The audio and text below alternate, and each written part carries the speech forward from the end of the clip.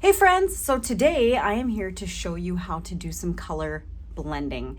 Now, I know beginners have one of the hardest times trying to figure out how to blend colors so that they very carefully blend into one another, and there's different ways of doing it. I'm going to show you first off what I normally see with beginners.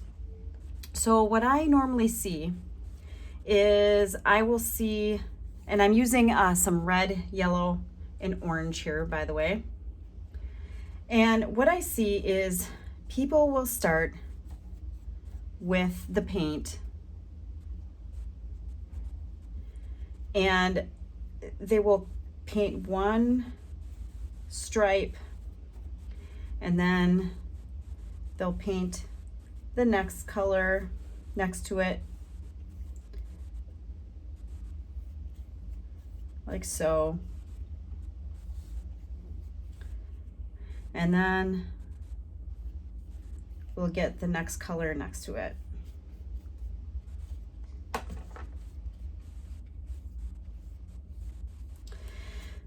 Now, you can see the colors kind of go from dark to light, but they truly do not blend. You can see a line, a stark line in between each of the colors, and you don't want to do that.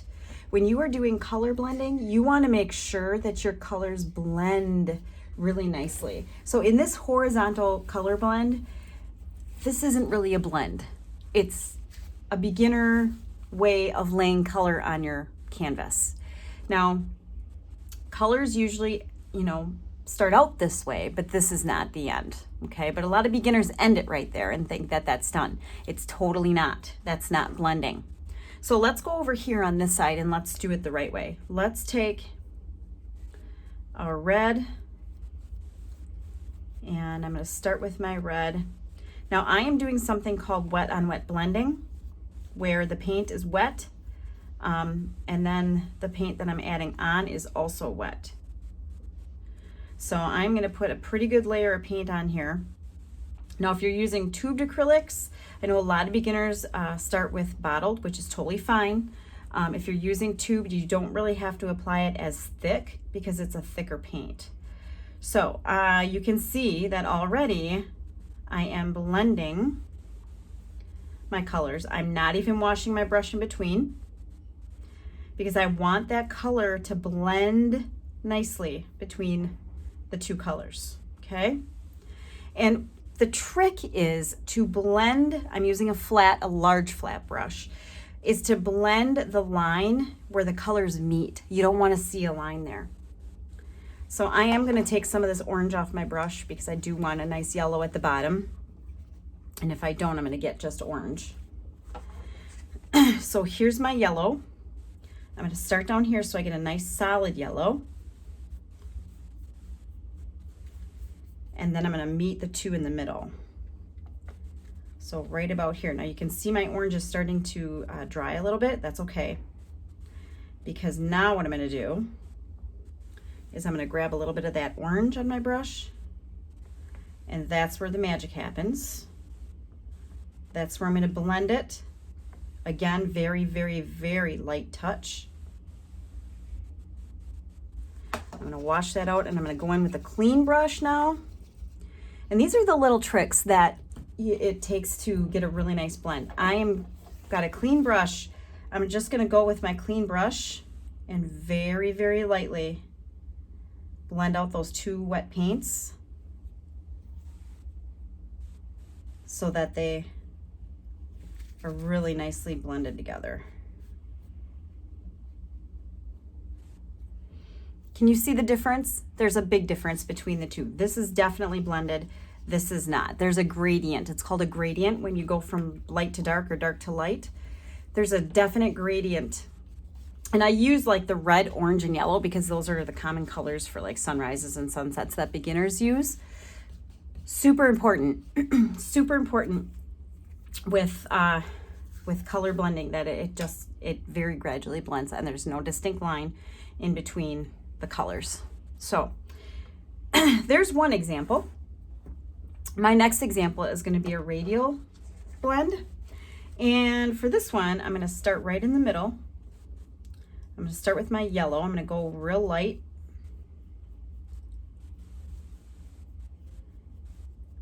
And I'm going to start with that middle circle because a radial design is something that radiates from the center out. So I'm going to start with the yellow, and then I'm going to jump in with a little bit of the orange. And at first it's not going to be blended. And I'm going to show you what's going to happen, because after a while you may start to lose some of that yellow in the middle because of the orange. So I'm going to take and I'm going to wash out my brush. I'm going to get a lot of the water out of it. I don't want a sopping wet brush to go in and paint, because then you're just going to end up with a mess. So I'm going to squeeze a lot of that water out. And I'm going to go back in around my yellow. And I'm going to blend.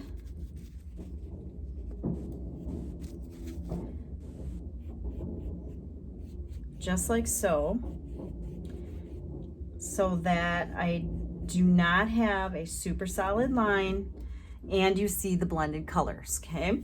So radiating from the middle out, I have my orange. I'm gonna go back in, add a little more of my orange around the edge so it's a darker orange. And then I'm gonna radiate out into that red. So that's important, okay? Notice there are no solid lines in between my colors. That's definitely what I'm going for. Again, if I don't have a blend, I'm gonna go back in with another color on top and I'm gonna blend it. But I'm gonna start to blend it already my first application of my paint. Okay, so I'm gonna go in there, I'm just gonna real softly blend out the line. It's starting to dry a little bit. I'm just going to add just a tiny bit of water to my brush.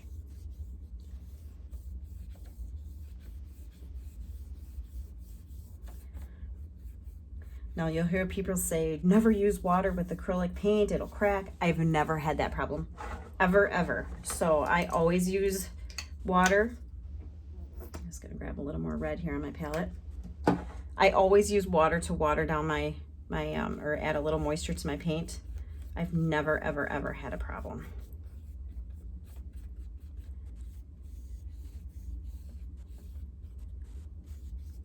All right, so I'm gonna get that red nice and dark on the edges. And then I'm gonna grab a little more of my orange, just like so. I'm gonna grab just a little bit of my orange and I'm gonna blend it right here out on this edge. So I don't have a solid line.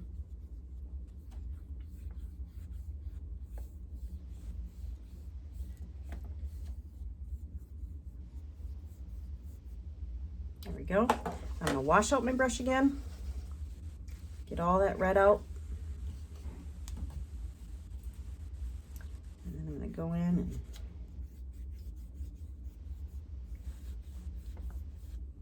very lightly with a clean brush, blend it all out. So you can see a radial design where it's light in the middle, gradually gets darker as it goes out from the center. So that's a radial design. That's a radial blend. Now let's use a different technique. We're going to do a stippling technique. And I'm going to show you, I'm going to use a different brush. This brush is a little bit older. It's been used and it's a little easier for stippling just because it's a little thicker on the ends. So I'm going to use this one for stippling and I'm going to show you what I mean by stippling. Stippling is basically just bouncing your brush up and down. So what I'm going to do is I'm going to start in this corner. And oops, I got a little piece off my palette there. I'm going to start stippling. And then what I'm going to do is I'm going to grab a little of that orange and I'm going to bounce that in there. Now here's what I do. On the edges where the colors meet, I very lightly blend it all together. Very lightly, just blend it all together, just like so. And then as we go down. Now I have designated brushes that I have for stippling just because it's a little harder on your brush, but when I do the stippling, I want the brush to be kind of worn and not super, super flat and the bristles all perfect. I don't mind that it's, you know, a little ratty for stippling. So I have a separate brush that I use just for stippling that I have set aside for stippling. They do make stippling brushes, but I have found that once I get a brush that's all squared away and set up for using for stippling, I don't need to buy a special brush. This one works just fine. I'm going to go in with my red now and add that red. Now as it goes out, it's going to definitely go darker to the solid red, but here we go again. Now because the red is so much darker than the orange, I have that line there. I'm going to go back in with a little bit of the orange on my brush. I'm going to meld them together. Very, very, very, very gently. Kind of bounce out the red so that I don't see that perfect line. I don't want that perfect line. I want my color, so that's where I'm going with this. Okay.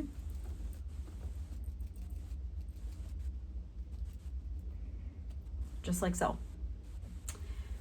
Now I can even see, it might be hard for you to see on the camera, but I can even see like a line there, so I'm even gonna go in with a clean brush, washed out the paint, have a little bit of water on my brush. I'm just gonna go right where I see that line and I'm gonna just bounce on it again. Now the great thing about blending is that you're gonna have to layer your colors. Lots of times colors don't just blend real nicely.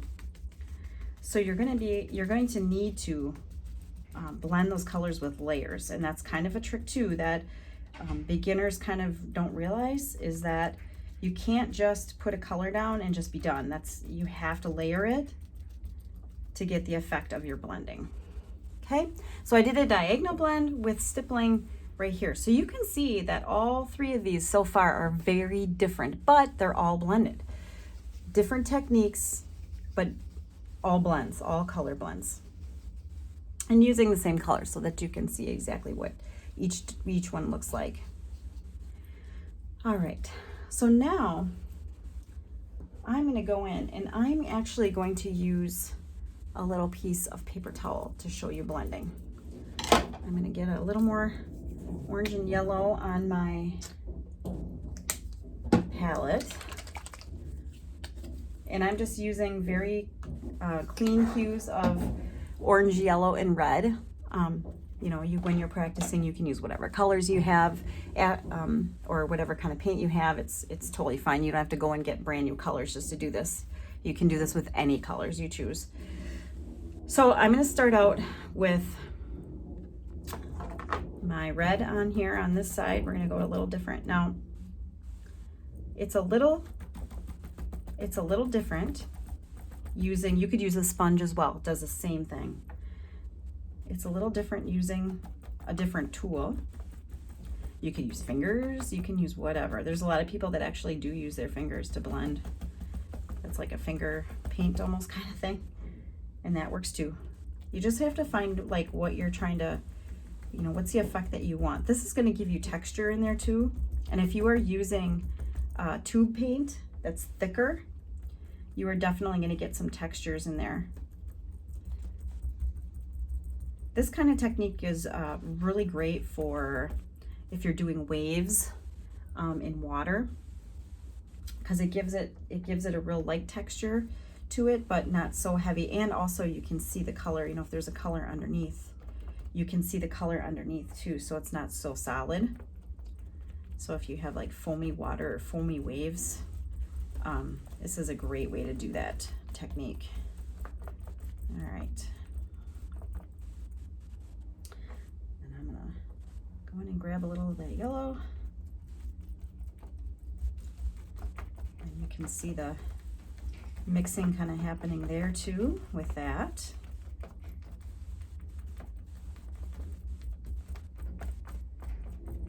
And I love that right there.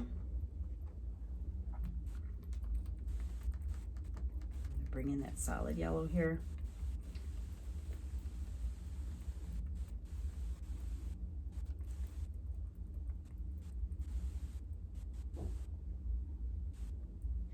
There you go.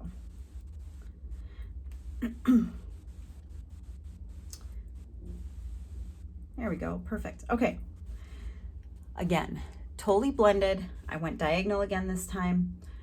You can see it goes from one color to the next, but there's no solid line in between. It just blends out really nicely. So stippling, paper towel, horizontal blend, radial blend. Hopefully that's helpful for everybody that's a beginner. Also, it takes practice, guys. It takes a lot of practice to learn how to blend. So I suggest getting yourself a mixed media pad of paper and just start practicing. Like this for me never ever gets old. It's great practice. I learn something new every single time I do it. I see things that I like, things that I don't like every single time I do it. So continue to practice.